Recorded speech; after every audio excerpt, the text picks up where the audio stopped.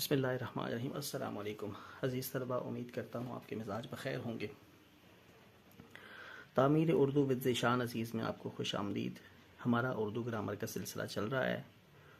اس میں ہم نے مرکبات ناقصہ کے اوپر گفتگو شروع کی ہے، تو مرکب اضافی اور مرکب توصیفی کے اوپر تفصیلی بات ہو چکی ہے۔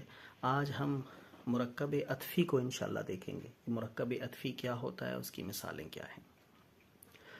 سبق شروع کرنے سے پہلے آپ تمام طلباء سے گزارش ہے کہ چینل کو سبسکرائب کر لیں اور دیگر جتنی بھی ویڈیوز آ چکی ہیں ان سب کو بار بار دیکھیں تاکہ آپ ان تمام ویڈیوز سے، ان اسباق سے بھرپور استفادہ کر سکیں۔ اچھا، مرکب عطفی کیا ہوتا ہے؟ مرکبات ناقصہ کی تیسری اور اہم قسم مرکب عطفی۔ عطفی لیا گیا عطف سے۔ عطف کا معنی ہوتا ہے جوڑنا، موڑنا یا پھیرنا۔ اس کو بھی عطفی اسی لیے کہا جاتا ہے کیونکہ اس میں واو کے بعد یا اور کے بعد جو دوسرا حصہ ہے اس کو دراصل گھما کے موڑ کے پہلے حصے کی طرف، اس کے معنی کی طرف لے کر جایا جاتا ہے، اس کے ساتھ جوڑا جاتا ہے اس لیے اس کو مرکب عطفی کہا جاتا ہے۔ اصطلاحی تعریف آپ دیکھ لیں، ایسا مرکب جو معطوف علیہ، حرف عطف اور معطوف سے مل کر بنے، یعنی کہ تین اجزاء کا ذکر اس میں ہوا ہے: معطوف علیہ، حرف عطف اور معطوف سے مل کر بنے۔ اب ان تینوں کو ہم الگ الگ دیکھتے ہیں۔ معطوف علیہ کس کو کہیں گے؟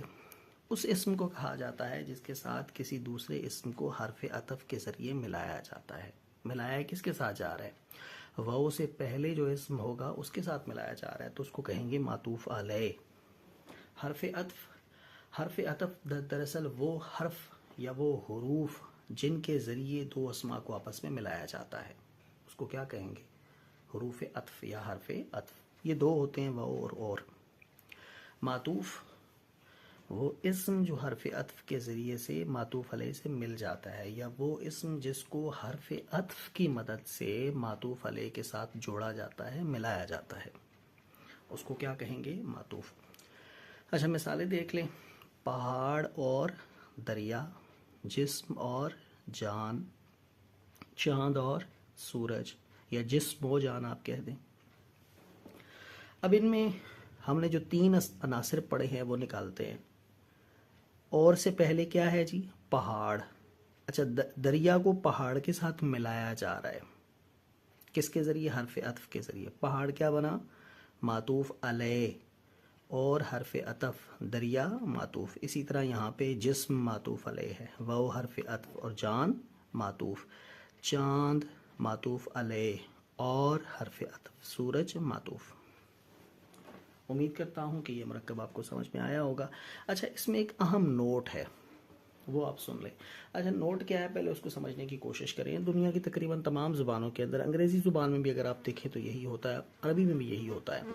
کبھی کبھی اس طرح ہوتا ہے کہ ہم جملے کے اندر دو سے زائد اسماء استعمال کرتے ہیں، تو اب جب دو سے زائد استعمال کرتے ہیں تو ہم اور درمیان میں نہیں کہتے، ہم دراصل اور یا واو جو ہے وہ آخری اسم کے ساتھ، یعنی آخری جو جوڑا ہمارے پاس بچتا ہے اس کے ساتھ لگاتے ہیں۔ جیسے آپ مثال دیتے ہیں کہ آپ کہیں کہ احسن آج ریاضی، انگریزی،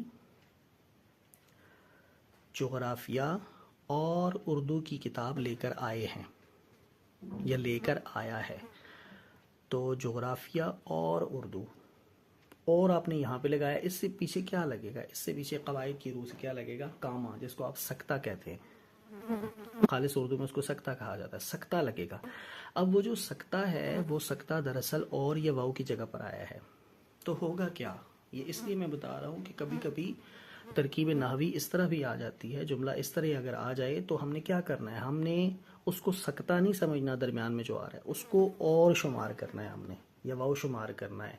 اب اس صورت میں ترکیب کیسے ہوگی؟ تو ترکیب نحوی اس صورت میں پہلا جو اسم ہوگا، یعنی اگر آپ پہلے ریاضی رکھتے ہیں، جیسے یہ ایک جملہ یہاں لکھا بھی، اس کو ہم دیکھ لیتے ہیں۔ رشید، اکرم، محمد اور کمال روز سکول آتے ہیں۔ اب اس جملے کو دیکھیں، یہاں پہ رشید کے بعد کاما، اکرم کے بعد کاما یا سکتہ، محمد اور کمال کے درمیان اور آیا ہے۔ اب اس کی ترکیب کیسے ہوگی؟ ترکیب میں دراصل معطوف علیہ تو ایک ہوگا، لیکن اس کے بعد یہ جو سکتہ ہے اس کو ہم واو شمار کریں گے، یہ معطوف اول ہو جائے گا، اور اس سکتے کو بھی واو شمار کریں گے، اور اس کو معطوف ثانی، یہ دوسرا معطوف، اور یہ اور حرف عطف، اور یہ تیسرا معطوف، یہ معطوف علیہ اپنے تینوں معطوفوں سے مل کر کیا بنے گا؟ مرکب عطفی۔ تو اس طرح اس کی ترکیب کی جاتی ہے۔ تو یہ بات ہمیشہ یاد رکھیں کہ اور بار بار نہیں آتا، بلکہ ہم اس میں کامہ یا سکتہ کا استعمال کرتے ہیں، اور آخری اسم کے ساتھ جڑ کے آتا ہے۔ تو امید ہے کہ آج کا سبق آپ کو سمجھ میں آیا ہوگا۔ بھرپور استفادہ کیجئے، بار بار اس کو سنیے تاکہ یہ سبق پختہ ہو جائے، آپ کے دماغ میں بیٹھ جائے، اور اس میں آپ کی جتنی بھی کنفیوژن ہے یا جتنی بھی الجھنیں ہیں وہ آپ کی دور ہو جائیں۔ اپنا بہت سارا خیال رکھیے گا۔ چینل کو سبسکرائب نہیں کیا تو ضرور سبسکرائب کیجیے گا۔ دعاؤں میں یاد رکھیں۔ اللہ حافظ۔